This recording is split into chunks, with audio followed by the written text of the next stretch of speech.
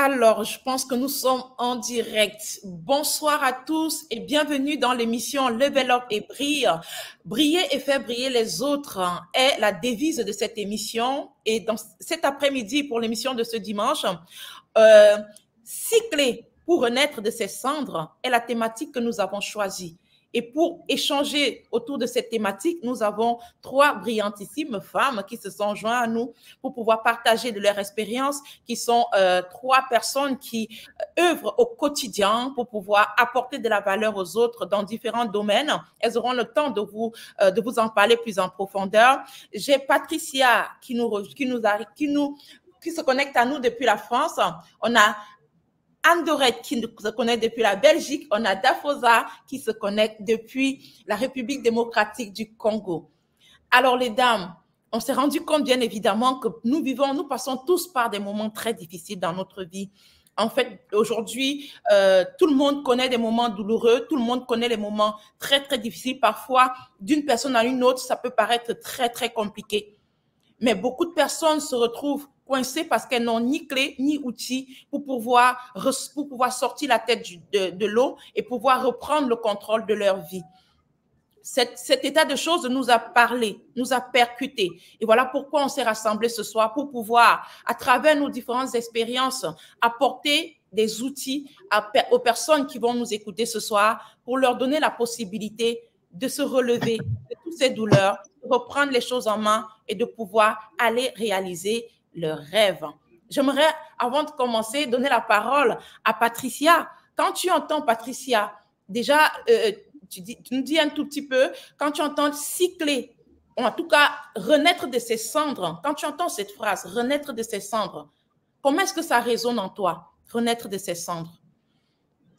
Alors, bonjour à tous. Merci Liliane qui est connectée. Évidemment, renaître, c'est carrément le terme renaître de ses cendres qui me parle directement parce que c'est une partie de mon histoire. J'ai dû renaître de mes cendres. Merci. Merci Patricia. Elle dit clairement, elle a dû renaître de ses cendres. Ça veut dire que ce soir, elle est là pour vous parler, pas pour vous parler de quelque chose qu'elle a vu quelqu'un vivre. Elle vous parle de quelque chose qu'elle a vécu, de là où elle s'est retrouvée et comment elle a fait pour sortir de là. Ça sera tellement émouvant, ça sera tellement personnel que j'aimerais vraiment vous inviter à vous installer confortablement parce qu'aujourd'hui, on parle direct, on parle vrai, on parle concret et on va au fond des choses pour vous apporter exactement des solutions concrètes pour vous aider à sortir de ces situations difficiles. On aura Anne-Dorette qui nous suit qui nous se connecte, comme je disais tout à l'heure, de la Belgique. Je vais te reposer la même question, Anne-Dorette. Comment ça sonne en toi, ça résonne en toi quand tu entends renaître de tes cendres?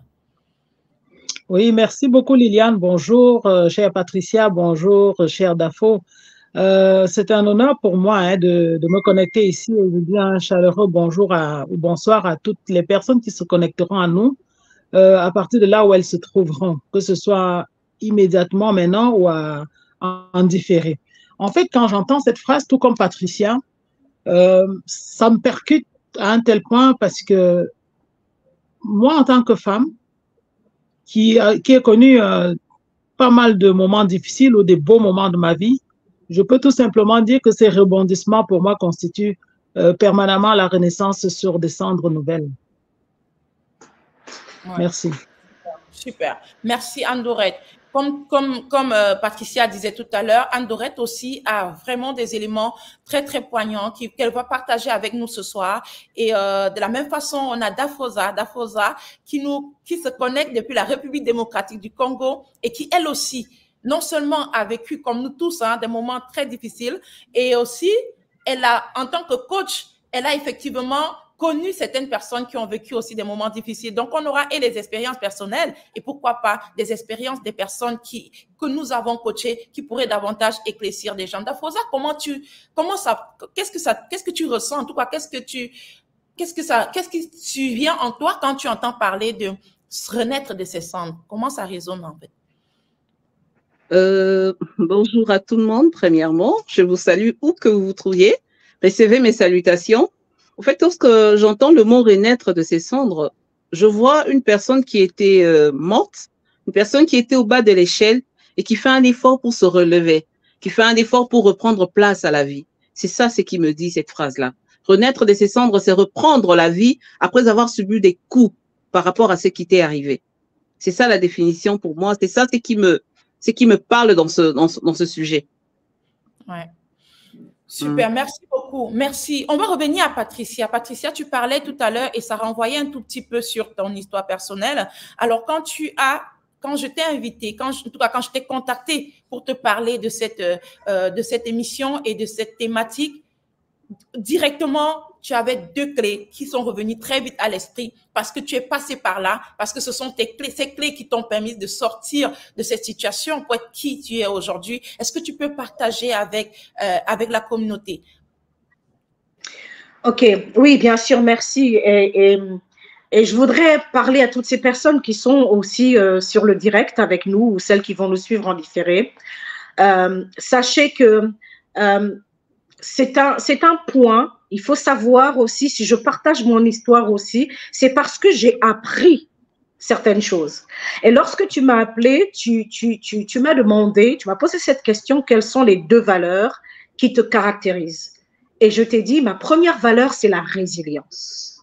La deuxième, c'est ne jamais abandonner ses rêves. Et ça, c'est le fruit des leçons que j'ai apprises de mon histoire, en fait. C'est parti d'un accident de la vie. Pour ceux qui ne le savent pas, j'ai la poliomyélite depuis l'âge de 2 ans. J'ai 54 ans aujourd'hui, donc ça fait 52 ans que j'ai la poliomyélite. Mais j'arrivais à marcher avec. Et puis, il se trouve qu'en 2017, j'ai un accident, je tombe et je me casse ma bonne jambe. Donc, je me retrouve dans un cursus qui est vraiment nouveau pour moi. Mais malgré ça, je ne souffre pas, je n'ai pas de douleur. Et le 2e jour de mon accident, je vais me coucher. Au moment de rendre grâce, parce que je suis une femme de foi, de rendre mes grâces, à un moment donné, j'entends, et je le dis clairement, je n'ai pas honte de le dire parce que c'est un mot que je ne connaissais pas du tout. J'entends à l'intérieur de moi une petite voix qui me dit « Tu dois faire preuve de résilience. » Waouh! Et je suis là, j'étais pas perturbée parce que j'ai déjà eu une première expérience comme ça des années avant. C'était pas dans le cadre d'un problème. Et là, je prends mon téléphone, je commence à regarder, mais qu'est-ce que c'est que la résilience? Et je voudrais mettre un petit contexte parce que c'est un mot, aujourd'hui, on parle beaucoup de résilience, mais à l'époque, on n'entendait pas parler de ça. Donc, c'est un mot que je ne connais pas. Je commence à aller sur Google, je regarde et il y a 2 niveaux. Ça va me parler très, très fort parce qu'il y a 2 niveaux. Le premier niveau, c'est que dans l'industrie automobile, la résilience, c'est lorsque on prend des voitures et qu'on va les faire passer par certains chocs pour tester leur résistance. OK? Pour voir si, avant de te vendre la voiture à toi, Dafo, si jamais tu devais te cogner contre un mur, est-ce que, par exemple, ton capot va tenir? Donc, dans l'industrie automobile ou dans l'industrie du jouet, ils vont utiliser ces méthodes-là pour tester de la résistance d'un matériau. Vous voyez? Et je vais apprendre ce soir-là aussi que, et excusez-moi, je vais repartager ça parce que c'est quelque chose que j'ai vraiment vécu. Lorsque le DC-10 d'UTA en 1989, il y a eu l'attentat de cet avion, ben c'est revenu dans cette histoire. La résilience va être utilisée à partir de ce moment pour les familles qui ont perdu des membres entiers de leur famille pendant cet attentat. Et donc, en psychologie, je vais découvrir que ben, la résilience, c'est savoir résister ou continuer à se satisfaire de la vie, même quand on est dans un contexte très, très, très difficile. OK? Et là, ça va me parler parce que on parle vraiment de gens de continuer à rester joyeux, continuer à apprécier la vie, un peu comme si de rien n'était. Et là, je comprends que j'ai une direction claire avec cet accident où je ne souffre pas, je n'ai pas de douleur, OK? Mais en fait, c'était la ligne de conduite que je devais avoir. Et je vais vous dire, mon histoire, c'est incroyable. Parce que de cet accident banal, je vais quasiment tout perdre. Je vais perdre. Mon couple va se disloquer à cause de cet accident. OK? Je me rends compte, en fait, des personnes que j'ai autour de moi et je me rends compte de choses que je ne voyais pas forcément. Il a fallu cet accident pour que je prenne conscience de certaines choses et je vais perdre mon boulot alors que je suis passionnée, j'aime ce que je fais. Je vais perdre mon boulot. Toute la vie que j'ai bâtie parce que mes soins vont prendre tellement, je vais faire 5 ans de soins intensifs en maison de rééducation. Tout ce que j'ai bâti, je perds quasiment tout. OK? Au fur et à mesure, je vais perdre. Vous savez, ce n'est pas de leur faute. Les amis sont là, ils viennent vous soutenir, mais à un moment donné, plus c'est long, ils ne savent plus quoi faire. Et là, vous vous retrouvez seul, plus de repères, plus rien. Donc, voilà comment la résilience va me servir.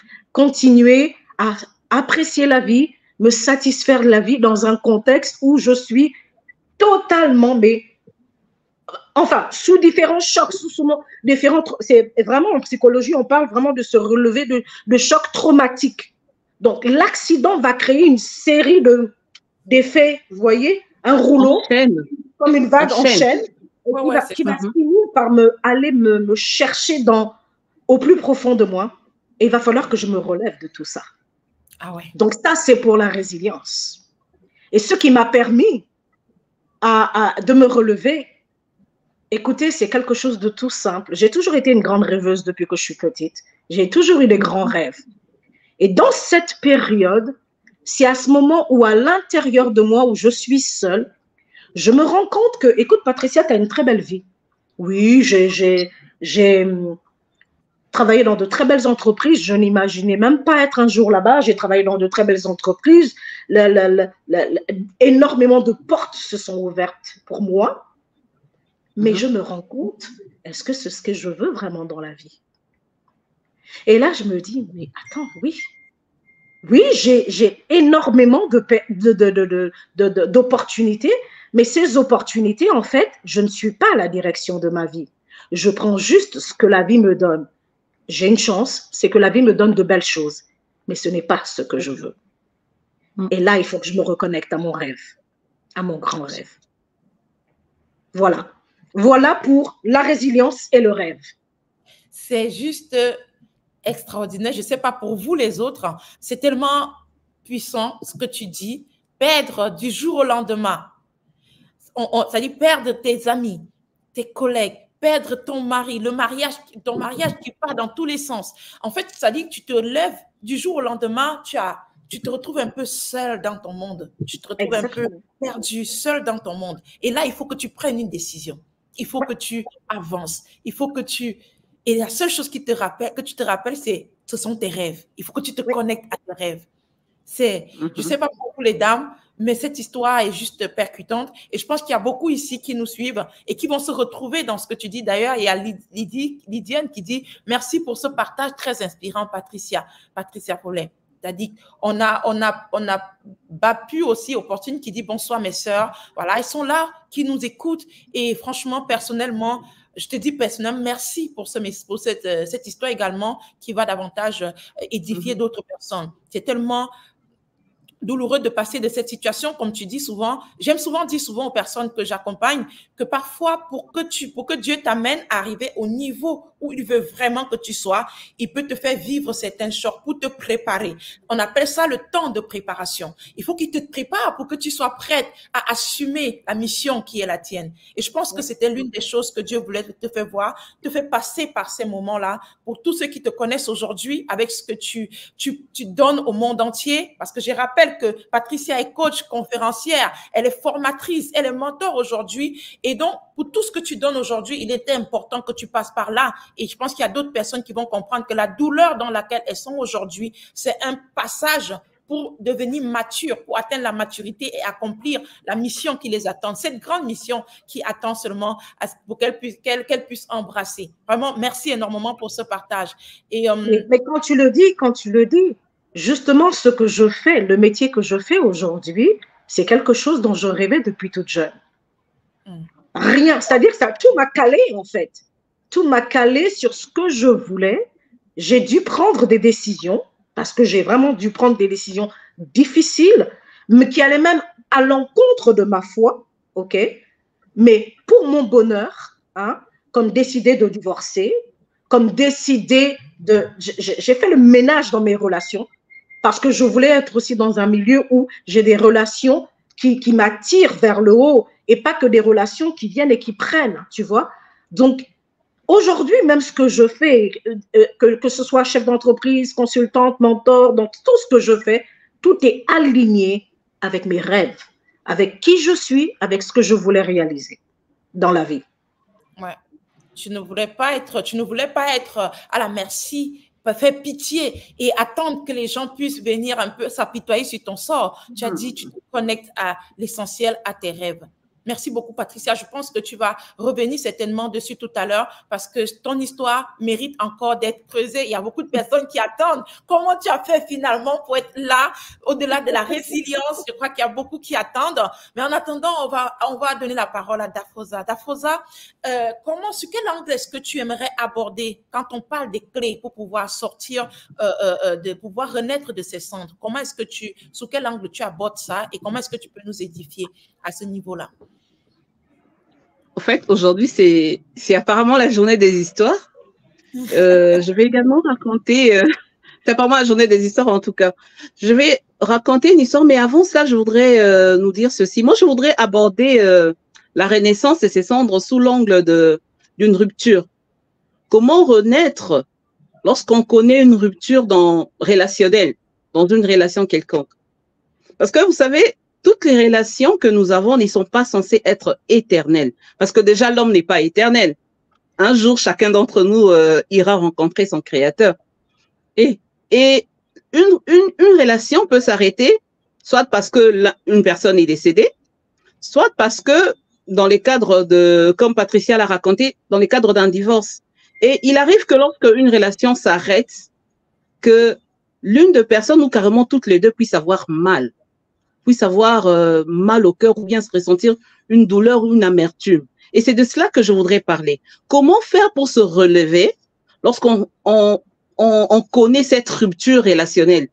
On était bien dans une relation avec quelqu'un et la relation s'arrête tout d'un coup parce qu'il y a eu des incompréhensions. Comment faire pour renaître dans ce cas-là? Alors, je voudrais donner 2 clés par rapport à cette renaissance. Comment se relever après une rupture? La première de clé que je voudrais donner, c'est qu'il faudrait se rendre à l'évidence. Il faudrait regarder sa réalité en face. Il ne faudrait pas se voiler la face. Il ne faudrait pas pratiquer la politique de l'autruche, prendre sa tête et mettre sous la terre, se dire que je ne voudrais pas regarder ces dangers-là. Je pense que Liliane l'a dit, je suis également médecin, je voudrais également parler un peu de la médecine. Lorsque une personne a une plaie sur son corps, si cette personne s'est dit, je ne voudrais pas regarder cette plaie, je la laisse là, je voudrais faire comme si elle n'existait pas, eh bien, cette plaie va s'infecter et l'infection va devenir sévère au point de contaminer tous les corps. Et c'est la même chose qui se passe en domaine de sentiments. Lorsque l'on est blessé dans son cœur et que l'on fait semblant d'ignorer cette douleur, ce qui se passe, c'est que cette amertume devient toxique et ça nous détruit. Je voudrais ici vous raconter une histoire. En 2001, j'ai perdu mon père. Il avait souffert et puis il en est mort. Et je n'ai jamais ressenti une telle douleur parce que il m'arrivait de marcher en route et de monologuer, de commencer à parler moi-même. Je parlais moi-même. Il m'arrivait d'être dans l'auditoire, de suivre un cours et de commencer à pleurer tout d'un coup parce qu'on a cité les mots père. À chaque fois que les gens étaient autour de moi, quand ils disaient papa, moi je me mettais à pleurer parce que j'avais tellement mal à cause de sa disparition. Mais comment je suis arrivée à guérir de cela, c'est que j'ai commencé à verbaliser mon mal. Et à chaque fois que quelqu'un prononçait père et que j'étais à côté d'une personne, je lui disais, tu sais, quand tu parles de père, moi j'ai perdu le mien et ça me fait mal. Et cette personne tentait de me consoler. Cette personne avait ces personnes, en fait, elles avaient quelques paroles de réconfort pour moi. Elles me disaient, ça va aller. Et sans me rendre compte, petit à petit, je commençais à guérir. Je commençais à réaliser que réellement, cette personne est décédée. Donc, la première de clé, quand vous vous retrouvez dans une situation où vous avez mal à cause d'une rupture, il faudrait regarder la situation en face. Il faudrait pas colorer la situation. Il faudrait se rendre à l'évidence et dire, oui, la relation a réellement pris fin. Ça, c'est la première de clé pour s'en sortir. Et la deuxième de clé, c'est en le laissant. J'aime une phrase, c'est Nelson Mandela qui le dit, je ne perds jamais. Soit je gagne, soit j'apprends. Les personnes, quand elles viennent dans nos vies, elles viennent nous apprendre, elles viennent nous bâtir. Il ne faudrait pas que lorsque tu es en relation avec quelqu'un, te dire que cette personne sera là éternellement. Il peut arriver un moment où cette personne peut s'en aller de ta relation. Mais tout ce que moi, j'aimerais que tu gardes ici, c'est la leçon. Dans ma vie, j'ai eu à avoir une amie. Nous avons eu 18 ans d'amitié. On était ensemble et puis à un moment, elle a immigré vers un pays lointain. Et cette personne, mon amie, elle m'avait demandé de lui donner certains documents pour pouvoir travailler là où elle avait immigré. Malheureusement, j'ai pris 3 mois pour lui fournir ce document. Et entre-temps, elle a demandé le service à quelqu'un d'autre qui a été plus expéditif que moi. Et je vous assure, quelques temps après, elle m'écrira pour me dire, ma chère, je pense que notre amitié doit s'arrêter là. Ça ne sert plus à rien qu'on s'appelle ami parce que je t'ai demandé un petit service. Tu as pris beaucoup de temps, tu as pris énormément de temps pour me livrer le service. Je vous assure, c'était une amitié qui me va. Donc, on avait déjà fait 18 ans d'amitié et j'avais très mal.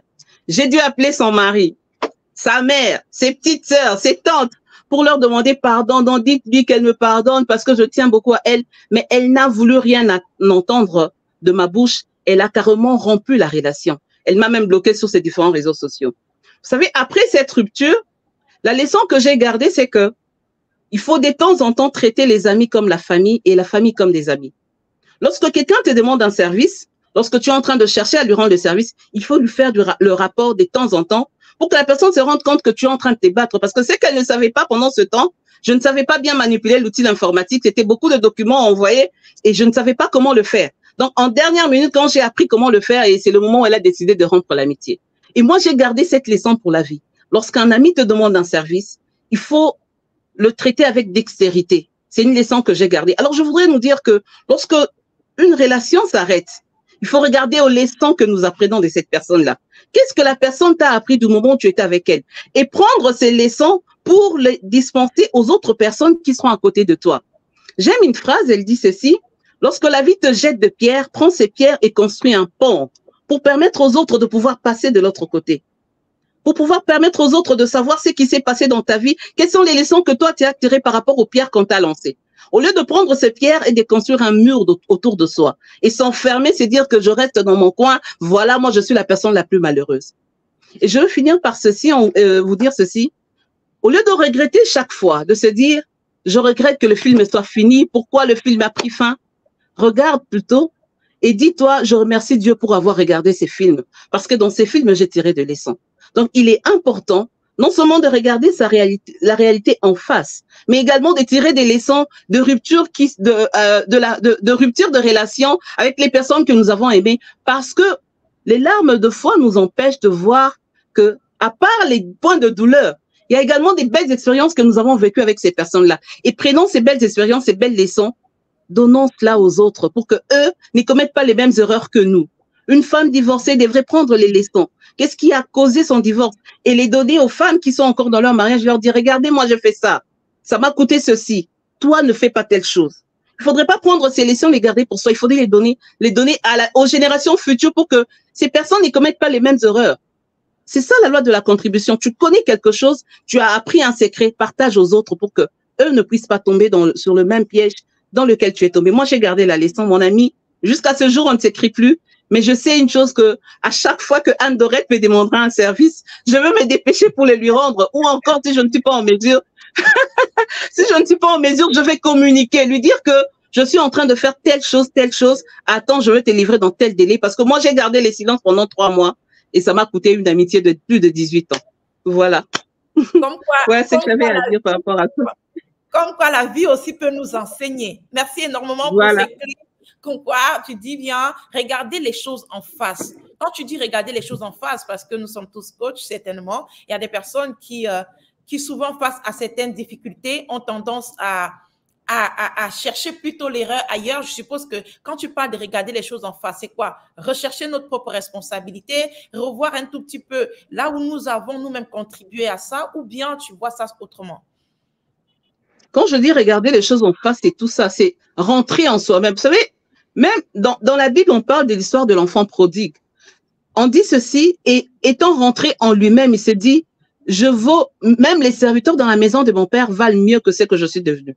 Regardez les choses en fond, c'est-à-dire, regardez où est-ce que j'ai fauté, quelle est l'erreur que j'ai commise. Qu'est-ce que j'aurais pu faire autrement? Parce que derrière chaque échec, c'est cache l'opportunité de croissance. Derrière chaque événement qui nous arrive, nous devrions rechercher à savoir qu'est-ce que j'ai fait comme erreur, qu'est-ce que j'aurais pu éviter par telle ou telle autre chose, qu'est-ce que les autres ont fait, qu'est-ce que j'aurais pu faire pour que telle autre chose ne puisse pas arriver, pour que j'en arrive pas à cette situation-là. C'est ça, c'est que j'appelle regarder les choses en face. Et ne pas se voiler la face. Regardez les contours de la plaie. Oui, j'ai mal, jusqu'à quel niveau? Je n'arrive même pas à sortir. Oui, qu'est-ce que je peux faire? Quelles sont les personnes qui peuvent m'aider? En fait, regardez toutes les options qui s'offrent à soi pour sortir de cette situation-là. C'est ça, au fait, regarder les choses en face. Merci beaucoup. Revoir sa responsabilité, c'est très important. Merci Dafro. On reviendra pour ces clés-là, surtout au niveau des leçons, parce que parfois c'est difficile de trouver le juste milieu là. C'est-à-dire que le petit détail qui nous permet de nous connecter à la bonne leçon qu'on doit tirer. Et je pense que tu peux nous éclairer davantage sur ce point-là. Je vais aller voir Anne Dorette. Anne Dorette qui va effectivement nous donner également sous un autre angle tout entier comment faire finalement quand on est au fond, quand on a atteint le fond et qu'on veut renaître de ses cendres. Anne Dorette, comment est-ce qu'on aborde la chose? Merci beaucoup, Liliane. Merci à mes chers grands leaders qui m'ont précédé. J'ai apprécié vos interventions tellement elles m'ont touché. Elles m'ont touché à plusieurs points de vue. De Patricia, qui parle des coûts de la vie, notamment la question du divorce, de la perte de son emploi, le fait de recommencer toute une vie alors qu'elle croyait que tout était gagné, à Dafo qui parle des échecs et surtout de comment est-ce qu'on regarde, on se regarde quand on est tombé, est-ce qu'on reste à regarder où on est tombé en se disant je suis tombé là, y rester, ou alors on se dit oui, je suis tombé là, mais n'y a-t-il pas une liane sur laquelle je peux m'agripper pour me relever?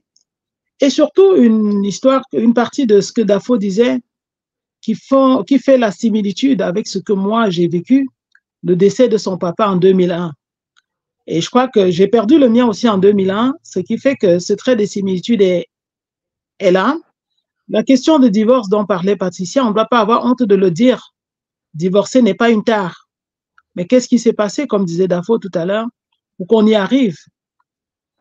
Toujours est-il que on peut passer toute une vie à être des donneurs de leçons. Ça n'avance pas parce que les cas sont différents. Les situations se ressemblent peut-être, mais elles ne sont pas identiques. Et fort de cela, moi, ce que je pense, ce qui m'interpelle quand tu parles de cette thématique et que moi j'ai envie d'apporter, c'est la question de la confiance en soi. Pourquoi? Parce que tout ça se résume, la solution pour moi se retrouve là. Ceux qui tombent, qui ne se relèvent pas, ceux qui divorcent, qui n'arrivent pas à s'en remettre, ceux qui souffrent d'une séparation comme celle que disait Dafo après 18 ans. Bien que je mets une parenthèse, Dafo, désormais je comprends pourquoi tu ne réponds pas très vite à ce que je te demande, mais on en reparlera. Et rassure-toi, notre amitié ne va pas prendre un coup puisque je le sais désormais.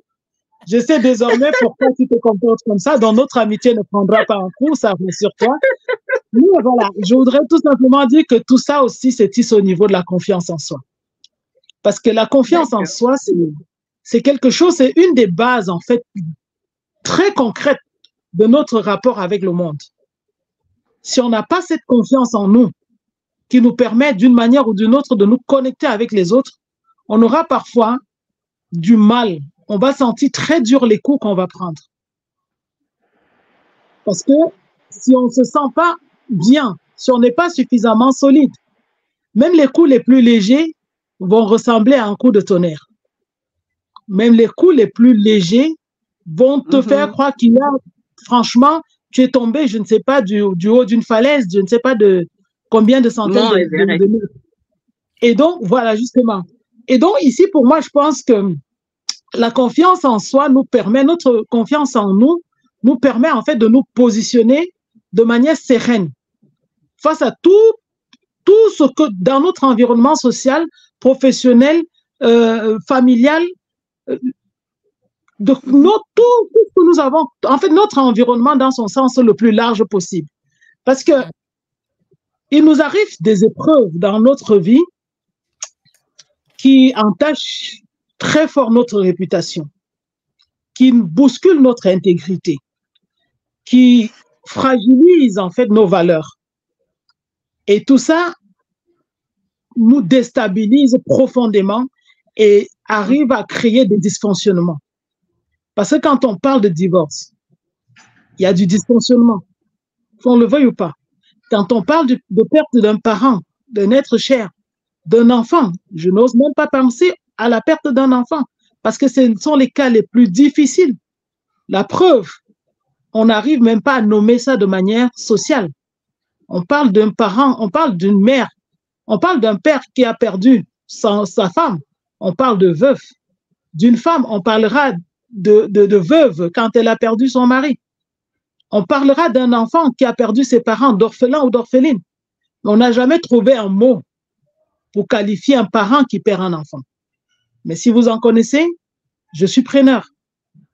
Et je le dis parce que moi, je suis passé par là. Et donc, face à ces épreuves difficiles, c'est toujours douloureux, c'est toujours tellement difficile de pouvoir se relever si on n'appelle pas cette confiance en soi. Et la confiance en soi, en fait, heureusement, nous permet de retrouver des solutions ou alors de retrouver des marges de manœuvre, je préfère dire des marges de manœuvre pour nous remettre sur le chemin. Et c'est ce que Patricia dit, résilience. Comment est-ce que je fais pour m'accrocher, pour continuer à tenir debout? Vous imaginez quand on perd un enfant de 31 ans, comme j'ai eu il y a le 20 juillet 2022, on a envie de se demander, est-ce qu'on continue à tenir debout ou alors on s'arrête et puis on se dit, le monde n'existe plus. Non, mais je me suis dit, je dois continuer à tenir debout et s'agripper. Et pour cela, il a fallu que j'interpelle ma confiance en moi. Ça a été dur, surtout le regard des autres. Parce que ce qui fait mal, ce n'est pas souvent comment nous vivons la situation, parce que nous la vivons déjà difficilement.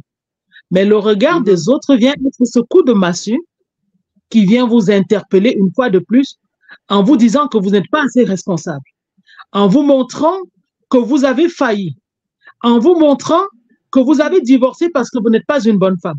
Vous avez perdu un enfant parce que vous n'étiez pas à la hauteur de la responsabilité que Dieu vous avait donnée. Vous avez perdu votre boulot parce que vous n'étiez pas suffisamment compétent.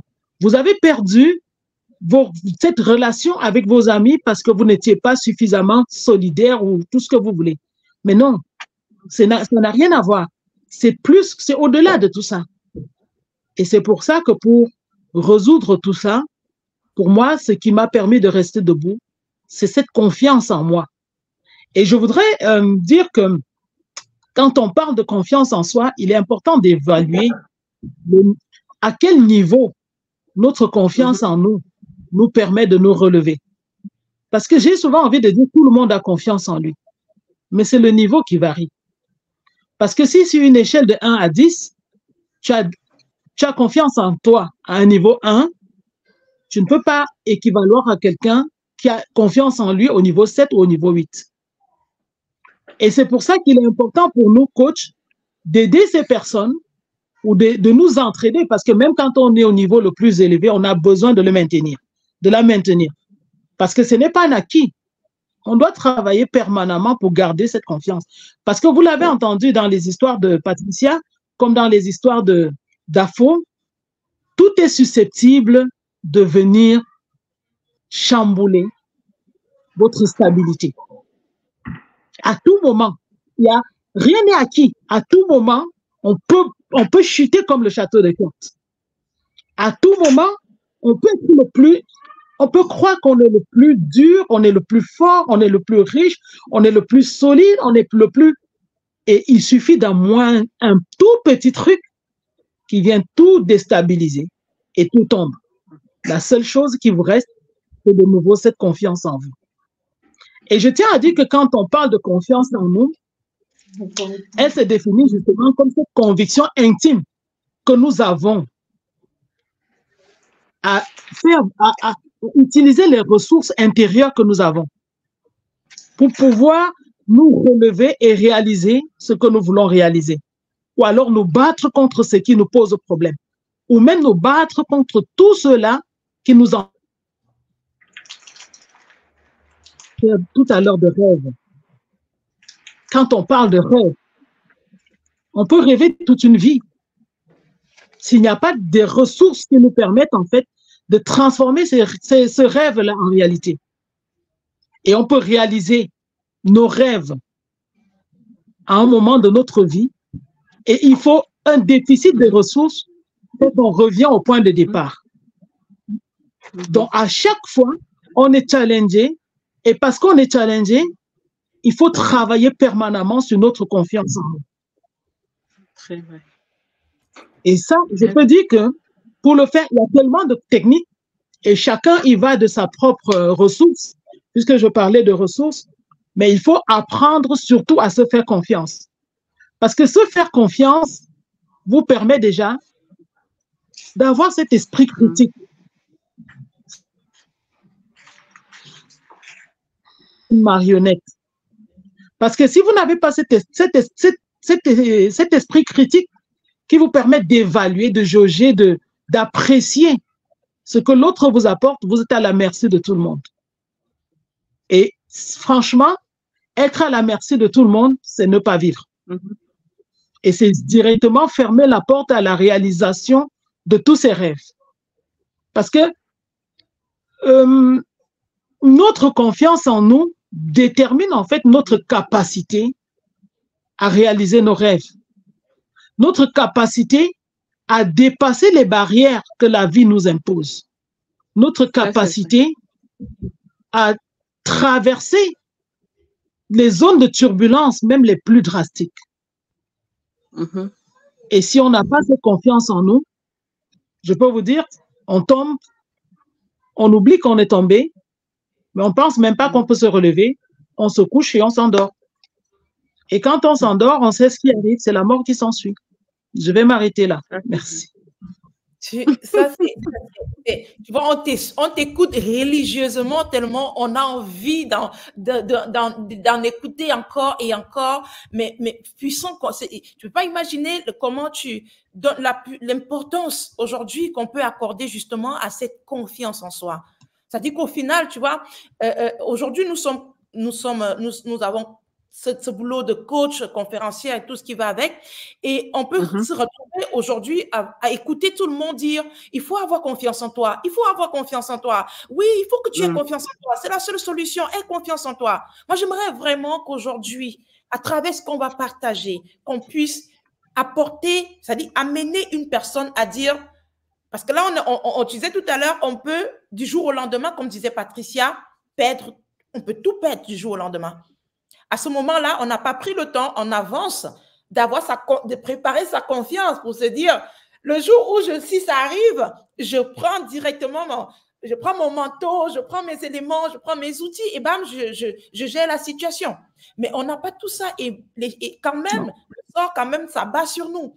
Comment on fait à ce moment-là? Il faut peut-être qu'on trouve le moyen. J'aimerais vraiment, si c'est possible, qu'on donne, c'est-à-dire, ce petit trajet, ce petit outil-là qui va permettre que tu n'as même jamais entendu parler de confiance en toi, mais tu es quand même en train de subir une situation et il va falloir non seulement que tu entendes parler, mais que tu puisses l'approprier pour pouvoir grandir. Est-ce que tu peux nous donner juste deux outils ou deux techniques qui pourraient, une ou deux, qui pourraient aider une seule personne ici à dire maintenant que je n'ai pas ça, si je suis face à cette situation, voilà là où j'appuie pour essayer de faire un truc. Merci Liliane, merci beaucoup. Je voudrais, avant de donner au moins deux de ces clés, faire une différence fondamentale entre, parce que beaucoup de gens me posent souvent la question, quelle est la différence entre l'estime de soi, la confiance en soi et l'image de soi? L'image de soi. Oui, l'image de soi, parce que beaucoup de gens, parfois, aussi entre les deux. Il est important de dire que, en fait, ici, je vais peut-être plus, puisque ce qui nous concerne ici, ce sont des éléments comme la confiance en soi, l'estime de soi et éventuellement, comment je vais dire ça? L'amour de soi. parce que ça, c'est vraiment ce qui, dans le cadre de ce que nous sommes en train de partager ici. Et je dis que l'estime de soi, par exemple, c'est la façon dont on s'évalue, nous. Et cette façon dont on s'évalue renferme en fait la confiance et l'amour. Et l'amour de soi est notre capacité à nous aimer, ou alors, oui, à nous aimer de manière inconditionnelle. C'est-à-dire, je m'aime. Pourquoi est-ce que je m'aime? C'est cette façon de nous aimer tout en acceptant qui nous sommes, en nous acceptant avec nos défauts, ne pas vouloir faire des choses pour plaire. Être qui nous sommes vraiment. Je vais prendre un bête exemple pour étayer mon propos. Ça va peut-être offusquer certaines personnes, mais je le dis, et je leur présente d'ores et déjà mes excuses. C'est par exemple accepter de se dire que je suis africaine, je suis née avec une peau noire, je peux l'entretenir pour la rendre belle sans nécessairement la détruire. Tu vois, je ne sais pas si tu vois ce que je veux dire. Donc là, c'est vraiment l'amour de soi, c'est s'aimer pour qui on est avec nos défauts. Si on appelle ça défaut, parce que ce qui pour nous est parfois considéré comme défaut est une qualité pour d'autres. C'est plutôt nos indicateurs à nous. Ce sont nos indicateurs à nous qui font qu'on peut déterminer ça comme étant un défaut ou une qualité. Et donc, la confiance en soi, pour finir, donc, c'est être capable d'utiliser toutes ces ressources que nous avons en nous pour gérer tous ces différents problèmes auxquels nous faisons face. Et quand tu parlais de tips, moi, je voudrais dire ici, en quelques mots, qu'une des choses qu'il faut faire pour travailler notre confiance en soi, ou alors pour mieux nous approprier de notre confiance en nous, c'est vraiment se réapproprier cet amour de nous. Nous aimer pour qui nous sommes, tels que nous sommes, sans condition, nous aimer pour nous, pas pour quelqu'un. Vous vous imaginez, il y a un philosophe, je ne sais plus qui c'était, qui disait, si tu aimes quelqu'un parce qu'il est, bon, prenons les choses le plus basique possible. Si tu aimes quelqu'un parce qu'il se lève le matin, il est élégant, il marche, il met un costume, il est très beau et il est capable de marcher sur ses deux jambes, tout élégant, et il sort, il s'en va, il fait un accident, on te rappelle, on te dit qu'il est à l'hôpital et qu'il a perdu une jambe. Tu vas plus l'aimer parce que tu l'aimais parce qu'il se levait et qu'il marchait sur ses deux jambes.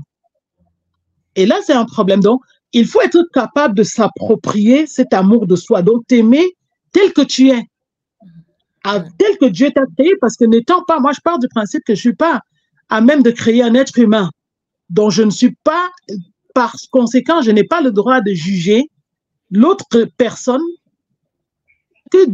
comment elle a été créée par Dieu. Donc, nous devons apprendre à nous aimer tels que nous sommes. Tu es noir de peau, entretiens ta belle peau, demande-toi comment est-ce que je fais pour que ma belle peau brille sans nécessairement la détruire. Ça, c'est une chose.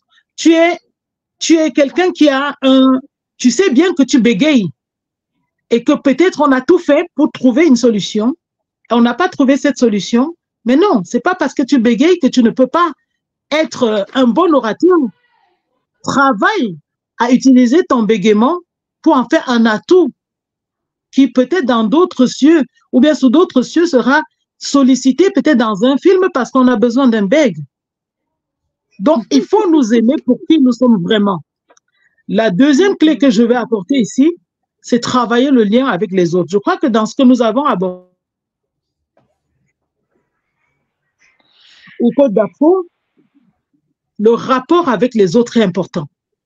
Parce que quand on parle de divorce, quand on parle de la souffrance au travail, quand on parle des problèmes familiaux, quand on parle de la séparation entre amis, quand on parle de la perte d'un enfant, c'est notre lien avec les autres. Et c'est ça qu'il faut travailler. Et si je prends le cas qui est le mien, qui est la perte d'un enfant de 31 ans, ce qui va rester, c'est le lien que j'ai travaillé avec. C'est cette richesse que je vais garder. Or, si pendant ce temps, j'avais mal vécu avec, j'avais créé des mauvais liens avec, c'est ce qui va me rester quand il sera plus là. comme maintenant il n'est plus là, c'est ce qui me reste. Or, moi, aujourd'hui, quand je prends certaines vidéos, je me rends compte que les dernières semaines avant qu'il nous quitte, j'ai dansé avec, j'ai raconté des histoires, on a rigolé comme on a toujours rigolé. C'est ça qui me permet de rester debout. Donc, il est important pour nous de travailler nos liens avec les autres. Considérer l'autre comme nous, on veut qu'on nous considère. Et je crois que c'est notre patriarche, comme j'aime l'appeler, John C. Maxwell nous dit, la règle d'or. Il tape ça de la règle d'or. Faire aux autres ce que tu aimerais qu'on te fasse. Wow. Donc, c'est ça, travailler notre lien avec les autres. Si tu ne peux pas vouloir que quelqu'un te sourie au quotidien, alors que quand il te sourit, tu ne lui renvoies pas le sourire. Je ne prends que ça comme petit exemple. Tu ne peux pas demander à un enfant à la maison d'être, je crois qu'on le voit encore dans la valeur de l'intégrité. Tu ne peux pas dire à un enfant de ne pas tricher et tu ne lui montres pas comment on fait, et tu ne peux pas lui dire de ne pas tricher et tu lui montres comment on triche. C'est contradictoire. Donc, il faut vraiment travailler cette relation avec l'autre et je voudrais finir en disant, il faut s'entourer de bonnes personnes. Et je crois que mentor Patricia l'a dit. À un moment, il faut se dire, moi, je ne vais plus fonctionner avec tel, pas par rapport à ce que la personne est comme être, mais par rapport à ce que la personne a comme influence sur toi. Il est comme il est, mais quelle est son influence sur toi? Parce que je reviens sur mon problème, parce que c'est un problème qui me tient beaucoup à cœur. Hein. Si moi, je suis quelqu'un qui ne me décape pas, et que j'ai en face de moi quelqu'un qui me dit que je me décaper, ça doit être la solution pour qu'on soit amis. Moi, je lui dis, va là. Il n'y a pas. Non, merci. Donc, pour dire que des personnes dont tu vas t'entourer va dépendre de ta croissance. Et aujourd'hui, je pense que je suis heureuse de savoir que je suis entourée des bonnes personnes comme mentor Patricia. Si j'ai un problème, je peux lui dire, cher mentor, voilà, j'ai tel problème, qu'est-ce que tu en penses? Elle ne va jamais me dire quelque chose pour me mentir, pour me détruire. Même si elle arrivait à me dire quelque chose qui ne correspondait pas à la solution dont j'avais besoin, son intention première n'aurait jamais été de vouloir me tromper. Elle a fait au mieux, mais le mieux qu'elle a fait n'a pas correspondu à la solution. Et ça peut être lié au fait que je ne lui ai pas bien expliqué les choses pour qu'elle dise les choses comme elle entend. Donc, je vais m'arrêter là et je vais vous dire merci. Merci énormément, Anne-Dorette. Merci pour ce moment de partage. Voilà, tu disais, juste avant de passer à Patricia, j'aimerais rappeler à notre auditoire que vous avez la possibilité de poser des questions, de rebondir sur les échanges de tout un chacun, parce que l'idée ici, c'est de vraiment partager, hein, donner des outils qui sont concrets. D'accord? Si vous avez des questions qui sont particulièrement directes, ça nous permettrait de vous donner des réponses aussi très directes. Alors, tu disais tout à l'heure, Anne-Dorette, comme j'aime bien quand tu reviens sur faites aux autres ce que tu aimerais qu'on te fasse. D'accord? C'est John C. Maxwell qui met souvent l'accent dessus. À chaque fois que je lis ça, je me dis souvent aussi, pour avoir accompagné beaucoup de femmes, et je continue de le faire, j'aime souvent dire aussi, fais à toi-même ce que tu aimerais que les autres te fassent. C'est-à-dire, aime-toi comme tu aimerais qu'on t'aime. Respecte-toi comme tu aimerais qu'on te respecte. Donne-toi l'amour que tu aimerais qu'on te donne. Donc, c'est juste ce petit détail que je voulais donner. Voilà. Mentor Patricia, tu disais tout à l'heure, continuer à apprécier la vie, même quand on est au plus bas. Au plus bas. C'est ce que tu as fait, c'est ce que tu as traversé, c'est ce que tu as vécu. Et tu as parlé de s'accrocher sur ses rêves. On aimerait en savoir plus, Mentor. Oui, j'aime bien parce que ça fait vraiment le relais avec ce que j'entendais autant d'Afo que Anne-Dorette nous partageait.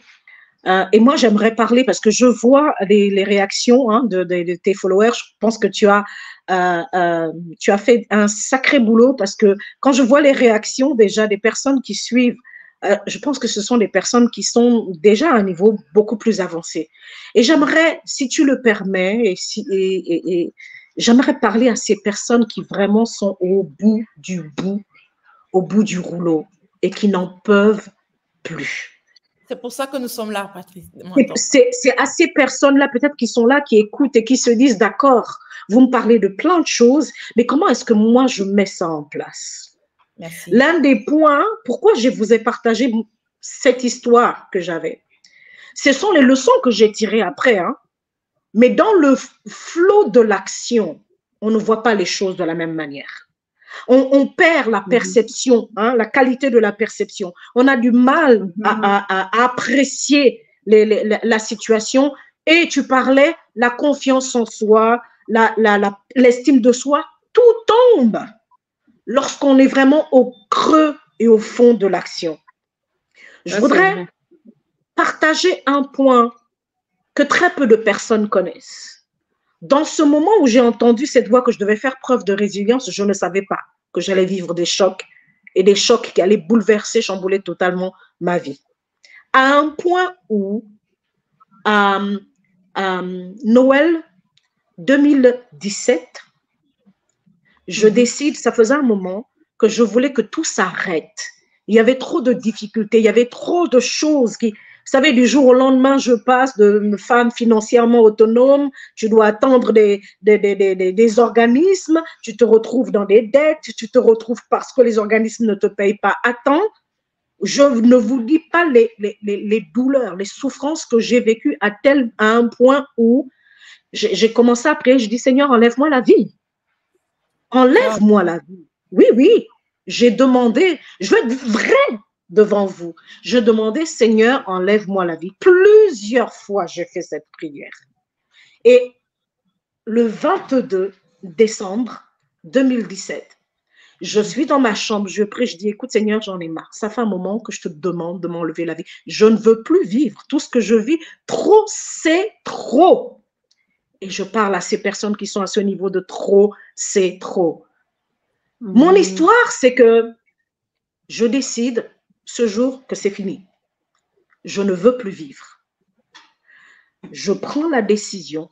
Ce n'est pas un exemple, mais je vous dis, je partage cette histoire pour vous dire à quel point j'étais arrivée. Merci. Je prends la décision de prendre le bac, la pharmacie de la maison, et je prends tous les médicaments qu'il y a dedans. En me disant, puisque la vie n'est pas enlevée, moi, je m'enlève la vie. Et j'ai pris le temps d'écrire à mes enfants qui sont petits, hein, mes 2 filles. J'ai 2 filles, une qui a 20 ans, aujourd'hui, l'autre qui va bientôt avoir 18 ans. Je leur fais une lettre pour leur dire au revoir. Je me couche et je m'endors après avoir ingurgité tous ces médicaments. J'étais convaincue que j'allais partir. J'étais tellement dégoûtée de ma vie, pas de la vie, mais de ma vie, que j'ai décidé de partir.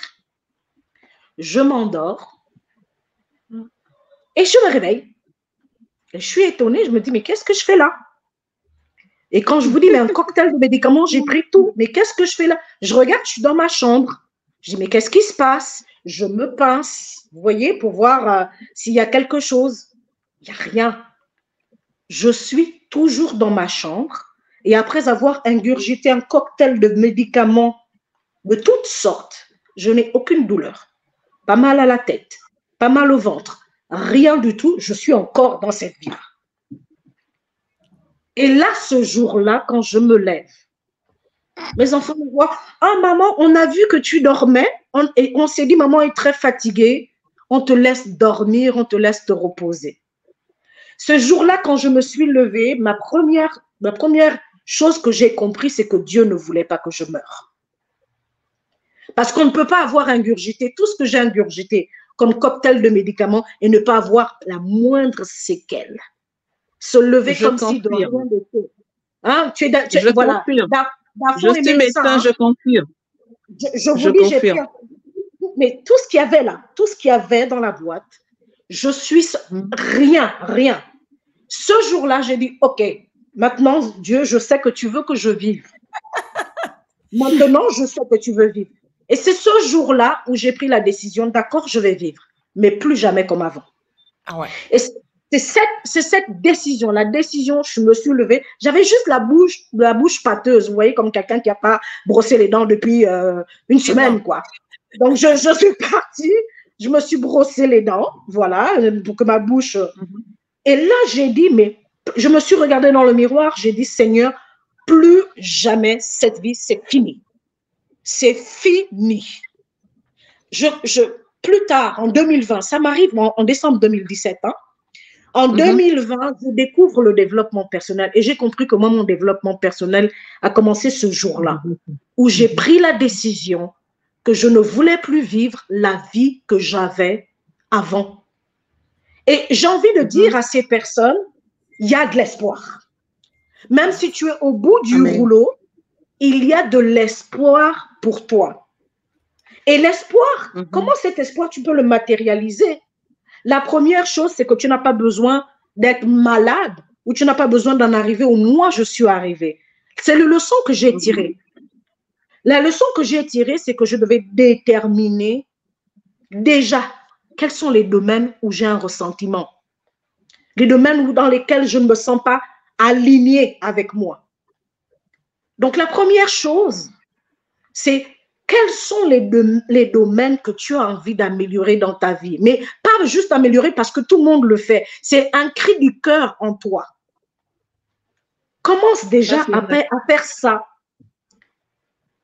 Si c'est à moi, je me suis rendu compte que je n'étais pas avec les bonnes personnes. C'était mes choix, ce n'est pas les choix de quelqu'un d'autre. Mais je n'étais pas avec les mêmes personnes. À un moment donné, peut-être que parce que j'avais trop avancé, que ces personnes n'ont pas avancé, il fallait que je fasse un shift. Et surtout, quand je parle de rêve, c'est pour ça que je parle de ce point de ne jamais renoncer à tes rêves. Est-ce que ce que tu vis aujourd'hui correspond à ce que tu veux vraiment? Et c'est là où j'ai commencé pour la première fois. Vous voyez ce type de cahier-là? J'en ai au moins depuis 2020 une vingtaine. J'ai pris un cahier comme ça et j'ai commencé à noter, premièrement, qu'est-ce que je ne veux plus dans ma vie?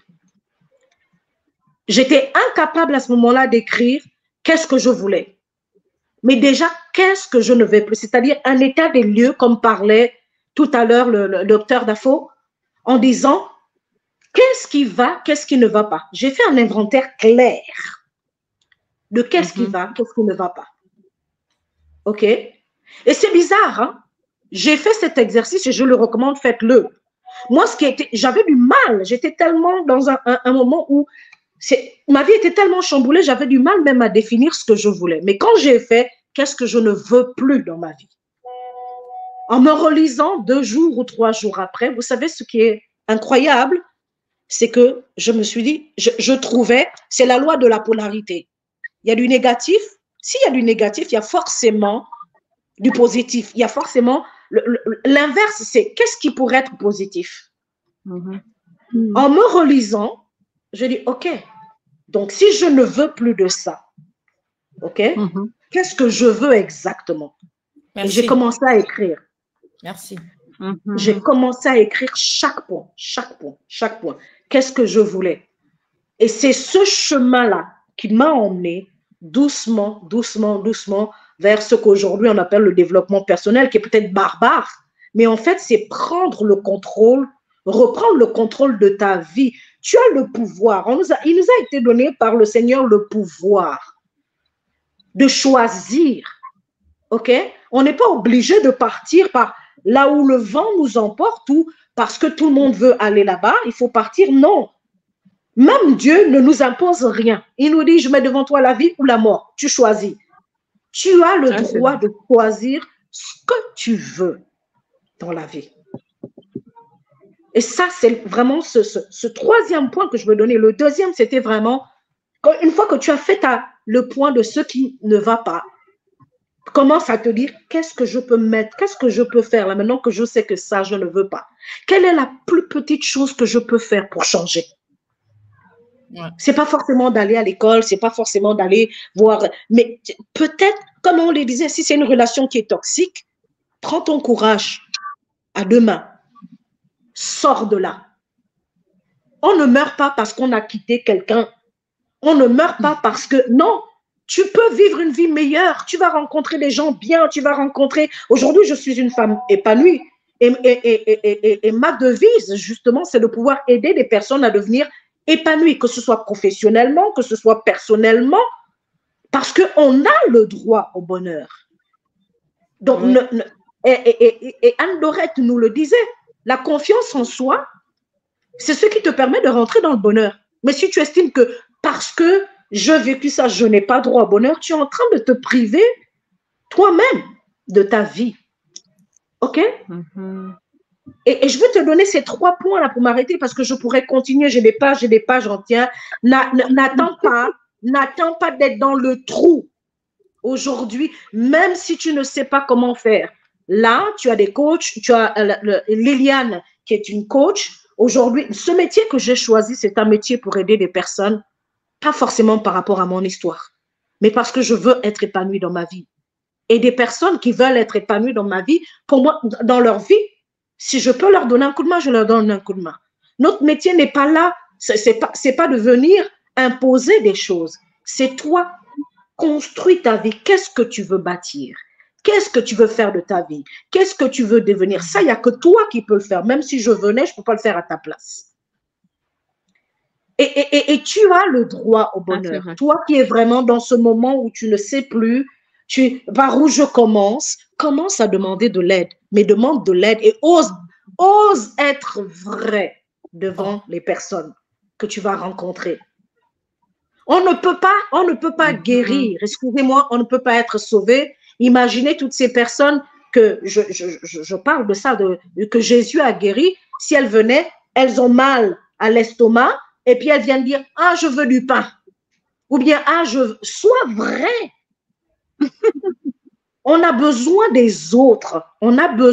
Personne n'avance seul. Sois vrai. Accepte de choisir une personne qui peut t'aider à avancer. Mais toi-même, commence déjà à bâtir ce que tu veux. Et quand tu es déjà dans ce processus, je te promets, la clarté arrive. Exactement. La clarté arrive. Ce que tu dois faire arrive tranquillement. Oui. Oui. Je voulais partager ce point-là. C'est très, très, très important, tu vois. Et même s'il faut que tu commences à te consacrer juste peut-être 10 minutes, 2 fois par semaine, sur comment est-ce que je sors de cette situation. Peut-être c'est fuir de la maison où tu es. Peut-être c'est arrêter ce travail. Écoute, si d'autres ont arrêté un travail et puis ils étaient en dehors. J'ai eu dans la période où j'ai été dans ce trou, lorsque j'ai pris conscience de ça, j'ai eu 8 offres d'emploi. 8 offres d'emploi qui sont venues à moi. Je ne suis même pas partie. 8 offres d'emploi qui sont venues à moi. C'était à moi de choisir si je voulais et si je voulais ou je ne les prenais pas. Mais j'ai décidé de réaliser mon rêve qui était de créer mon cabinet de conseil, mon cabinet d'accompagnement.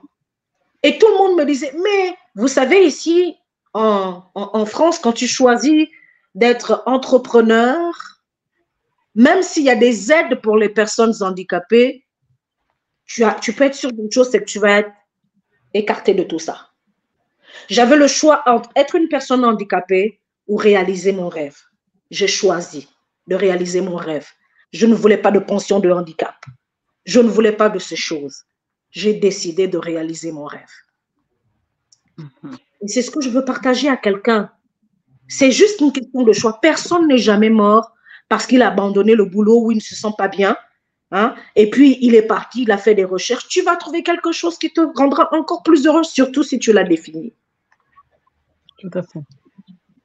Je vais m'arrêter là, je pense, Liliane, à moins que tu aies une question encore. Mais je voudrais déjà donner ces quelques tips. Je ne veux pas remplir la tête des personnes parce que j'ai 1 page et demie de leçons apprises de ma vie, de ce qui s'est passé. Il faut écrire un livre. Ce que je peux dire, ce que je peux dire clairement, c'est qu'on aura un bis. On aura un bis parce que je crois que 1 heure et demie, ça commence à être petit pour que tu nous donnes tous ces outils-là. On aura un bis. Ça, franchement, il n'y a rien à dire. Merci énormément pour ces tips que tu partages. Et donc, ça me permet, j'ai loupé tout à l'heure une question. Tu parlais tout à l'heure du développement personnel. Quand tu t'es retrouvé vraiment au bas du rouleau, ce qui t'a vraiment sorti de là, c'est que tu as pris la décision, en fait, de te développer personnellement. Et quand on parle de développement personnel, c'est ce que Anne Dorette aussi disait tout à l'heure, parce que quand on parle de développement, on voit confiance en soi, estime de soi, ou amour de soi et tout ce qui va avec. Et Anne-Dorette, tu parlais également des ressources internes pour nous auto-challenger. Il y a Clément qui a demandé tout à l'heure que tu nous donnes quelques exemples de ressources internes qui peuvent nous aider de nous auto-challenger. Je parle de ça parce que ça rejoint totalement ce qu'on appelle développement personnel, Patricia tout à l'heure. Oui, merci beaucoup Liliane, mais je pense que coach Patricia, mentor Patricia a abordé quelques clés tout à l'heure, hein. Et quand on parle de clés ici, je me cantonne sur la partie qui me concerne, c'est-à-dire la partie qui touche la confiance en soi. Il est important de ne pas se dénigrer, parce que vous imaginez si tout le monde vous dénigre et que vous vous dénigrez vous. C'est que ça donne. Je pense que la première chose à faire, c'est d'éviter. Ton son, on a perdu le son. On a perdu ton son. Non. On a perdu ton son. Non plus. Toujours pas. Toujours pas. Ah. Toujours pas. Oui, toujours pas. Je vais revenir. Oui, du coup, on revient aux ressources tout à l'heure, mais je vais repartir sur Dafrosa. Dafrosa, tu as bien, je crois que de ce que tu disais tout à l'heure, tu parlais bien de la relation qu'on a avec les autres. Comment est-ce qu'on peut vraiment créer gérer ce lien-là pour se retrouver finalement, quand on est face à certains chocs, de pouvoir se relever. Est-ce que tu peux davantage nous donner quelques clés, mais vraiment puissantes? Comment on va faire? Parce que là, on a beaucoup de personnes autour de nous. On a la vie qui est là, on a des personnes qu'on veut garder, on a des conditions de vie qu'on veut préserver, mais comment on fait finalement pour être sûr de pouvoir préserver ça et ne pas en souffrir vraiment? Vous savez, John dit ceci, il faut 3 bonnes interactions. La formule du bonheur, au fait, il faut 3 bonnes interactions pour qu'une relation soit stable. Et il suffit une mauvaise interaction, elle arrive à annuler 3 bonnes interactions que nous avons eues avec une personne. Et lorsque dans une relation, il n'y a que des interactions négatives, ça veut dire tout le temps de querelles, des incompréhensions. Alors là, on se retrouve dans une relation qui est difficile. Comment faire pour être heureux, pour se relever? Lorsqu'on est en relation avec des gens, il faudrait être intentionnel dans ce que vous faites dans une relation. Il faudrait connaître les valeurs de cette personne avec qui on est en relation. Qu'est-ce que cette personne aime et qu'est-ce que toi tu aimes? D'abord, je pense que Anne-Dorette a dit quelque chose que j'ai beaucoup apprécié. Elle a parlé de la confiance en soi et de la connaissance qu'on a de soi-même, se connaître. Pour bâtir sa confiance en soi, il faut se connaître. Il faut savoir qu'est-ce que j'aime, qu'est-ce que je n'aime pas. Et je pense que la confiance en soi s'est bâtie aussi parce que chaque jour, on fait des choses que nous aimons et à force de le faire quotidiennement, c'est là constitue comme un muraille, comme un mur de confiance en soi que l'on bâtit en soi-même. Et lorsqu'on a confiance en soi-même, on peut facilement aimer les autres. On peut facilement faire aussi confiance aux autres parce que même la Bible dit, il faut aimer l'autre comme on s'aime soi-même. Donc, la clé, c'est commencer d'abord par s'aimer. Lorsque tu t'aimes, tu vas avoir assez d'amour pour déverser dans le cœur des autres personnes. Et cela fera que tu puisses avoir des relations stables autour de toi. Et s'il arrivait qu'une relation puisse se rompre, comme l'a si bien dit notre mentor Patricia et puis Anne-Dorette, il faut recourir aux réservoirs, aux réserves internes que l'on a. Parce qu'en soi, on a des leçons. En fait, les gens oublient que dans leur propre vie, ils ont assez d'armement pour lutter face aux problèmes. C'est pourquoi il est important que lorsque chaque fois tu vis une expérience, de pouvoir te dire qu'est-ce que j'ai appris de cette expérience. C'est pourquoi j'ai parlé des leçons. Il est important qu'à chaque fois que tu vis une expérience, de dire qu'est-ce que j'ai gagné, qu'est-ce que j'ai appris, qu'est-ce que la vie a voulu m'apprendre. Parce que il y a une phrase, il y a une phrase célèbre qui dit celui qui apprend des erreurs des autres, celui qui apprend de ses erreurs est sage, mais celui qui apprend des erreurs des autres est plus sage. Il est important lorsqu'on vit sur terre de pouvoir être à l'affût des leçons parce que la vie nous enseigne, la nature nous enseigne. La Bible dit, est-ce que la nature ne vous enseigne-t-elle pas? La nature nous enseigne. Ce qui est arrivé à Patricia peut te servir et te dire, je vois qu'elle a eu à fournir beaucoup d'efforts et elle a dit tout à l'heure, elle a dû abandonner qu'on lui donne de rations en tant que personne handicapée pour bâtir ce rêve. C'est-à-dire qu'elle a eu une force résilience en elle.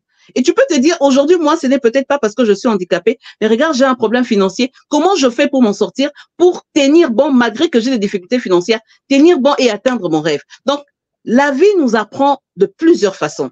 La vie des autres peut nous enseigner, notre propre vie peut nous enseigner. Et le plus important, c'est de pouvoir garder les leçons. C'est pourquoi moi, j'ai une habitude que depuis un temps, j'ai une habitude. À chaque fois que j'ai vu une expérience qui me trouble, qui suscite en moi des émotions, que ce soit des émotions de peur ou de douleur, je prends la peine de l'écrire et je partage aux autres. Je leur dis, regardez, j'ai vécu ça et regardez comment j'ai réagi et regardez la fin. Et il y a des personnes qui tirent des leçons qui me disent, ah, merci Dafo de nous avoir prévenus par rapport à telle chose. Merci de nous avoir prévenus par rapport à telle chose. Il est triste de constater qu'il y a des gens qui vivent des expériences dans la vie, mais qui n'en tirent pas des leçons, qui répètent les mêmes erreurs. Tu vis avec quelqu'un qui a vécu telle chose et qui s'en est sorti, mais tu n'as pas tiré des leçons. Comment tu fais? Donc, tu vis pour rien. Tu vis pour du beurre. Donc, il est important d'être à l'affût des leçons parce qu'il y en a. On n'invente pas la roue. En tout cas, la roue, elle a déjà été inventée. On ne l'invente pas. Tout ce qui a existé va encore exister. Il n'y a pas de nouveaux gaffes, il n'y a que de nouveaux gaffeurs.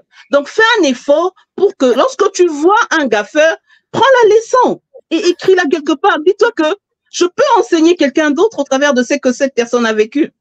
Ne vis pas ta vie comme ça. Tu n'apprends rien, tu es là. Non, ça n'a pas de sens. Ça n'a pas de sens. Merci pour ce partage, Dafosa, mais c'est puissant. Il n'y a pas de nouveaux gaffes, mais il y a de nouveaux gaffeurs. On comprend que quand tu passes au nouveau gaffeur, tire les leçons sur l'ancien gaffeur là. Voilà, et avance. Et avance. D'accord. Je suppose que le micro de Anne Dorette est là parce que toi, tes ressources là. Vous m'entendez? Oui, on t'entend. Vous m'entendez? Oui, on t'entend. Magnifique. Merci. Et 5 sur 5. 5 sur 5. Donc, tu peux dérouler, Ando. Tu peux dérouler le truc. Je voudrais, avant de revenir sur la question que j'avais reçue tout à l'heure, dire une chose aujourd'hui. Moi, je suis de ceux-là, ou alors de celles-là qui témoignent ou qui rendent hommage aux gens tant qu'ils sont vivants. Il ne faut jamais attendre que quelqu'un soit mort pour lui rendre hommage. Et je profite de ce plateau aujourd'hui pour rendre un vibrant hommage à Mentor Patricia. Parce que mon histoire se rapproche tellement de ton histoire et je comprends pourquoi on s'entend très bien. Tu parlais tout à l'heure d'essayer de se priver de sa propre vie. Pourtant, nous savons très bien que ce n'est pas quelque chose que nous devons faire parce que nul n'a le droit de le faire. Mais parfois, c'est souvent tellement plus fort que nous qu'on se dit c'est peut-être la seule chose qu'il faut faire pour quitter tout ce marasme. Mais comme l'être suprême, qu'on l'appelle Dieu, qu'on l'appelle Allah, qu'on l'appelle Jéhovah, qu'on l'appelle qui on veut, est toujours plus fort que nous et il arrive à nous montrer que c'est lui qui a le dernier mot et à faire de nous des messagers. Moi, je me considère jamais comme, quand je travaille, je me considère jamais comme une employée ou bien comme un fonctionnaire, mais je me considère toujours comme une missionnaire. Parce que où que je sois, je suis en mission et j'ai quelque chose à apprendre. Et je pense que Dafo l'a dit en d'autres termes, il n'y a pas de nouveaux gaffes. Il n'y a pas de nouvelles gaffes, il y a plutôt de nouveaux gaffes. C'est-à-dire qu'on apprend toujours. Et Dieu nous a fait vivre des choses pour pouvoir témoigner de cette richesse que nous avons et qui peut aider. Nous ne sommes pas là pour donner des leçons. Nous sommes là pour partager notre expérience et permettre aux gens d'en tirer quelques aspects qui puissent leur permettre de changer le cours de leur vie.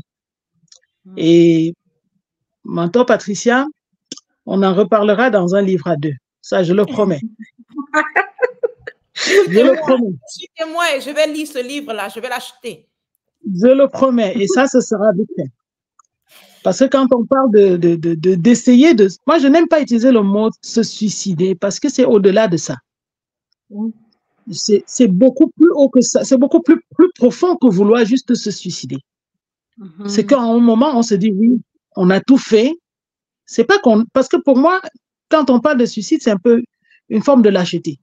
Mais ici, moi, je pense qu'on parle de gens qui ont tout fait et qui n'arrivent pas à comprendre, qui ne trouvent pas la solution malgré tout ce qu'ils ont fait. Yes. Et là, je suis passée par là aussi et je suis debout il n'y a pas de raison que je continue pas à vivre. Et c'est pour ça, les gens me disent toujours, j'ai une joie de vivre. Oui, j'ai la joie de vivre parce que j'ai essayé de faire les choses autrement et on m'a dit que ça ne dépendait pas de moi. Et donc, il n'y a pas de raison. Il n'y a pas de raison que je... Il n'y a pas de raison que j'ose faire ça. Et mon challenge, comme disait mentor Patricia, c'est d'aider tous ceux que nous rencontrons. Parfois, on me dit, mais comment ça se fait que tu passes ton temps à aider, alors que tu dois pouvoir en vivre? Mais je me suis toujours dit, si j'arrive à vivre comme les oiseaux du ciel, c'est-à-dire que quelque part, j'ai rempli ma mission. Et c'est ça qui me donne envie de rester debout. Mais comme ça ne dépend pas de moi seul et que j'ai des enfants que j'ai engagés dans mon parcours, je suis obligée de me battre désormais pour gagner un peu plus d'argent pour eux, parce qu'ils n'ont pas demandé à être sur mon chemin. Ils n'ont pas demandé de croiser mon chemin. Donc, j'ai l'obligation de remplir ce devoir de mère, parce que je ne suis pas seulement cette femme qui donne la vie, puisqu'on dit que la femme est la mère de l'humanité, mais je suis cette femme qui se revendique la responsabilité d'être la mère de cette humanité. Je ne suis pas seulement la mère de l'humanité, mais je dois être responsable de cette humanité. Je ferme dans ma parenthèse et je reviens pour répondre à la question de Clémentine. Je pense qu'il posait la question de savoir quelles sont les ressources qu'on peut prendre, qu'on peut avoir pour pouvoir nous relever. Je crois que mentor Patricia l'a dit tout à l'heure. Et Dafo aussi, une des choses que nous devons faire, c'est d'éviter de nous dénigrer. Parce que si les gens nous diminuent et que nous nous diminuons là plusieurs fois. Je n'ose pas mettre le nombre de fois parce que 2, ce serait petit. Nous nous diminuons plusieurs fois. Et pour moi, une chose qui est importante de faire pour pouvoir, parce que la question en fait renvoie aux étapes qu'on doit développer, qu'on doit mettre en place pour développer cette confiance en soi. Et je pense que la première étape que nous devons déployer, c'est vraiment se connaître. Socrate l'a dit, hein, connais-toi toi-même. Se connaître permet en fait de pouvoir travailler sur nos points d'amélioration, parce que le mot, moi, j'aime pas utiliser les points faibles. Ce sont des points d'amélioration. Nous connaître nous permet de mieux utiliser nos points forts pour nous relever. Quand on part de l'histoire de mentor Patricia, l'histoire de Dafo ou ma propre histoire, c'est parce que je connaissais mes points forts que je me suis appuyée sur ces points forts pour en faire des leviers pour pouvoir me relever. Il y en a beaucoup qui ne se relèvent pas parce qu'ils sont faibles, non. C'est juste qu'ils n'ont pas eu cette lueur-là qui leur a permis à ce moment précis de s'appuyer là-dessus pour se lever. La deuxième étape, c'est, je viens de le dire, c'est vraiment s'appuyer sur ces points forts-là pour pouvoir se relever et se dire le meilleur est à venir. Parce que quand on se dit qu'on a tout perdu, on n'a même pas envie de se battre. Mais quand on se dit que le meilleur est à venir, on donne tout et on y arrive. Et je crois que nous sommes la preuve vivante de ce que nous avançons. On ne doit pas s'arrêter là. On doit pouvoir prendre soin de nous. Ça, c'est la troisième étape. Vous imaginez, si vous ne prenez pas soin de vous, vous attendez que qui prenne soin de vous. Vous devez prendre soin de vous, quelle que soit la situation dans laquelle vous êtes. Vous savez, plusieurs fois, beaucoup de mes amis m'ont dit, mais Anne, tu dis parfois que tu n'as pas si, tu souffres. Parfois, tu nous dis que tu es malade, mais tu es toujours coquette. Oui, mais c'est parce que je prends soin de moi. Est-ce que être malade, c'est être morte? Non. Est-ce que être fauchée, c'est être morte? Encore non. Non. Est-ce que perdre un boulot, c'est la fin en soi? Non plus. Non. Est-ce que comment je vais dire? Est-ce qu'arrêter de travailler ou bien perdre un salaire, c'est une fin en soi? Non. On peut encore me dire le pire, c'est perdre un enfant, puisque j'en ai fait l'expérience. Parce que c'est pas un bouton où on va appuyer, revient. Maintenant, Patricia a perdu le boulot, mais après, elle a eu 8 offres d'emploi. Elle a eu le droit de choisir, elle a eu le luxe de choisir. J'ai choisi, ici, en début de l'année 2023, d'arrêter de travailler pour quelqu'un. C'est le luxe que j'ai eu de choisir, parce que je me suis dit, c'est à moi de prendre soin de moi. J'ai fait ce choix parce que ce travail était nocif. Quand quelque chose est nocif pour nous, on doit déguerpir de là. On doit enlever cette chose nocive de nous et jeter le plus loin possible. Et une des choses aussi qui est important de dire, c'est que nous ne devons pas nous dénigrer. Nous ne devons pas nous auto-saboter. Nous devons jubiler ou alors applaudir, infime soit-elle.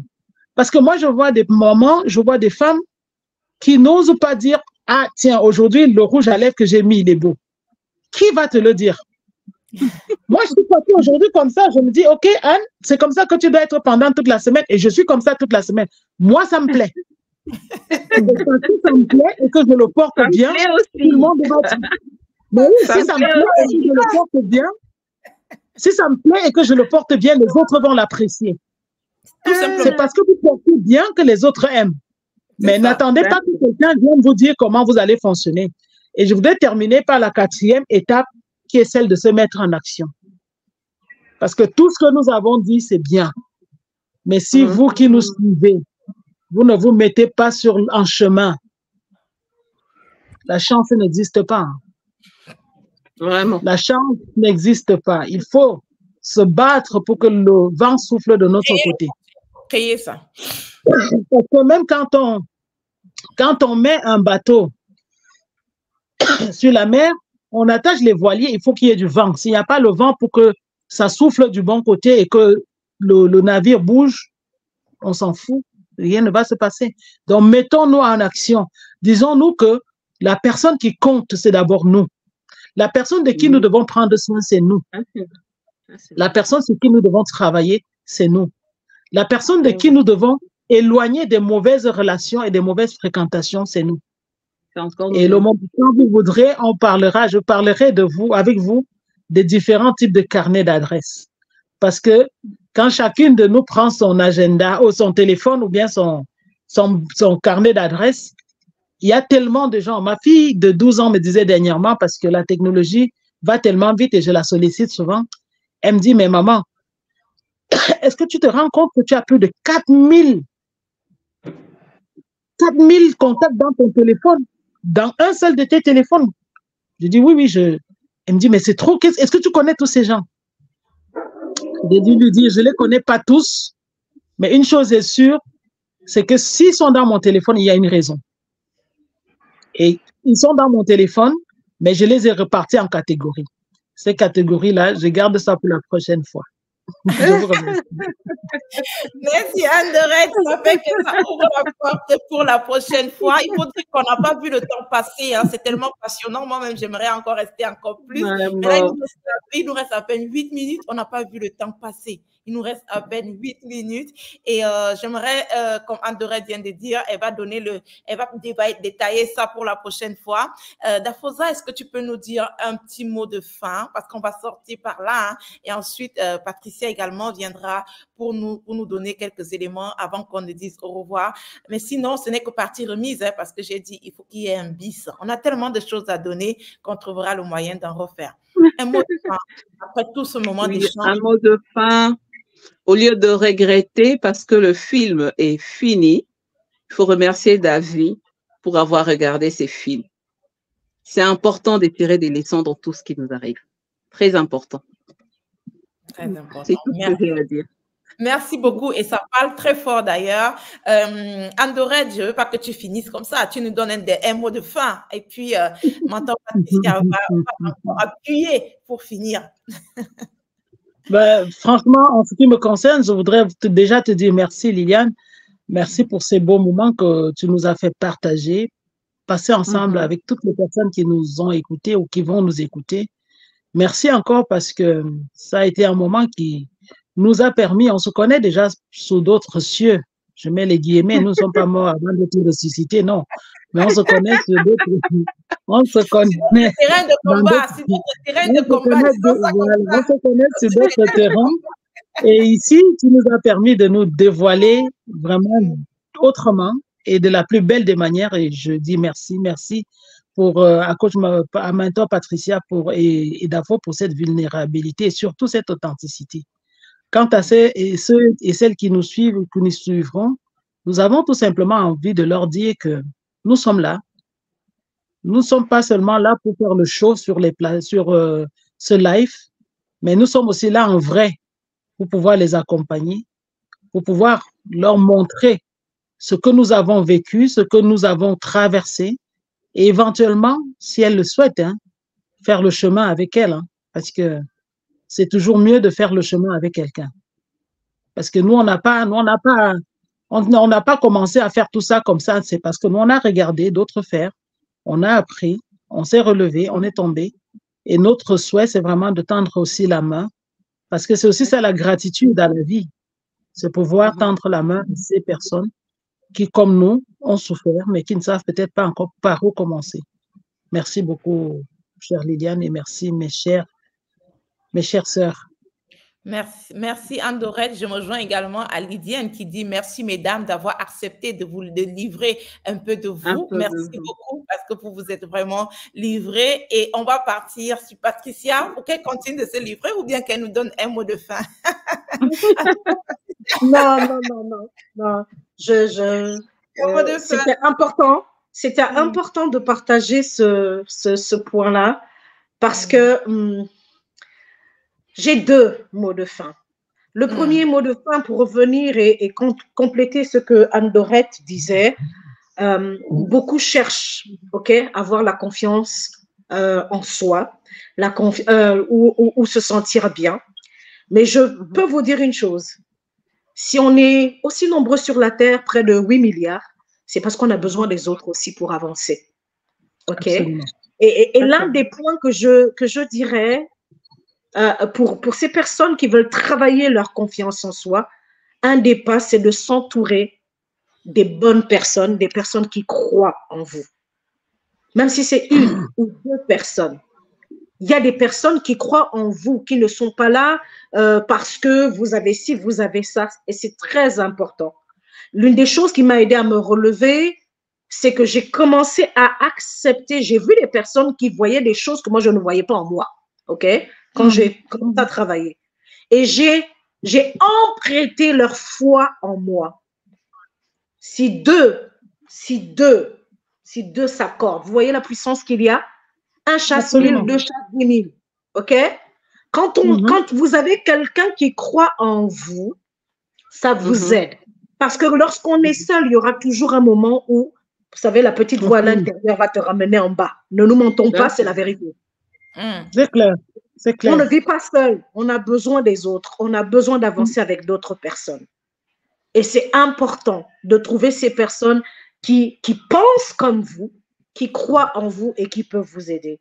Et le point que je voulais partager personnellement, le but, ce n'était pas de venir m'exposer. C'est la première fois que je parle de mon histoire en public parce que le thème me parle tellement et je veux vraiment aider les personnes. Mais retenez ceci que à toi peut-être qui vit un échec, qui vit une difficulté, sache que cet échec, cette difficulté a une leçon qu'elle t'enseigne. Absolument. Et si tu ne te lèves pas pour dire, OK, quelle est la leçon que m'enseigne cet échec-là? Quelle est la leçon que m'enseigne cette difficulté? Et comme le disait, passer à l'action, c'est ça. La leçon qu'elle t'enseigne, lève-toi. Peu importe ce que les gens pensent. Écoute, il y a un moment donné, il faut sauver ta vie. Peu importe ce que les gens pensent, reprends la leçon que t'enseigne cet échec, cette difficulté par laquelle tu passes et fais ce que tu sais que tu dois faire. Et c'est le début de la liberté, c'est le début de l'épanouissement. Tu verras la personne que tu vas devenir. Toi-même, tu seras waouh, waouh. Est-ce que j'aurais pu imaginer ça? Si tu es l'acteur de ta vie, personne d'autre. Absolument. Donc, merci. Merci Liliane. Je voulais vraiment te remercier. Je voulais remercier Anne-Dorette et Dafo pour cette thématique, qui est une thématique, j'espère, que si vous avez la possibilité aussi de la diffuser à d'autres personnes, parce que je peux vous dire, depuis que je suis sortie de là, le nombre de personnes que je rencontre qui vivent, qui ont des pensées destructives est nombreux. Et nous pouvons faire la différence en leur partageant cette émission, enfin du moins la possibilité de leur envoyer l'info pour qu'ils écoutent et qu'ils aient envie, justement, eux aussi, de travailler sur leur vie. Tu parles très fort quand tu parles très fort et j'aimerais te dire déjà merci aussi quand tu dis beaucoup de personnes ont des pensées qui ont des pensées négatives et tout ce qui va avec. Il y a des études qui montrent que plus de 75-80% de personnes n'aiment pas leur vie et ça s'attache justement à ces croyances, à ces pensées que nous nourrissons, ces pensées négatives qui nous empêchent de grandir. J'ai envie de vous dire merci, merci mesdames pour à toi. Magnifique contribution. Merci d'avoir accepté l'invitation. Merci énormément parce que je crois qu'à travers vos voix, on a édifié plus d'une ce soir et c'était le but, c'était l'objectif. Merci à vous qui avez été là. Merci à toutes les personnes qui ont regardé cette émission, qui ont suivi. Je rappelle que l'émission Level Up et Brille, c'est une émission qui se diffuse tous les dimanches à 15h30 où on débat sur plusieurs thématiques autour de notre croissance personnelle, croissance professionnelle. On donne les outils, les clés pour pouvoir sortir de certaines situations difficiles de la vie et décider d'embrasser la vie parce que nous avons tous des missions de vie et si on passe souvent par des douleurs, c'est parce qu'on a besoin de se connecter à cette mission-là et nous sommes là justement pour partager avec vous. Je suis convaincue qu'on aura dimanche prochain d'autres invités pour davantage vous éclairer sur une autre thématique. Merci pour votre présence. Merci, chers coachs. Merci, chers mentors. Merci énormément.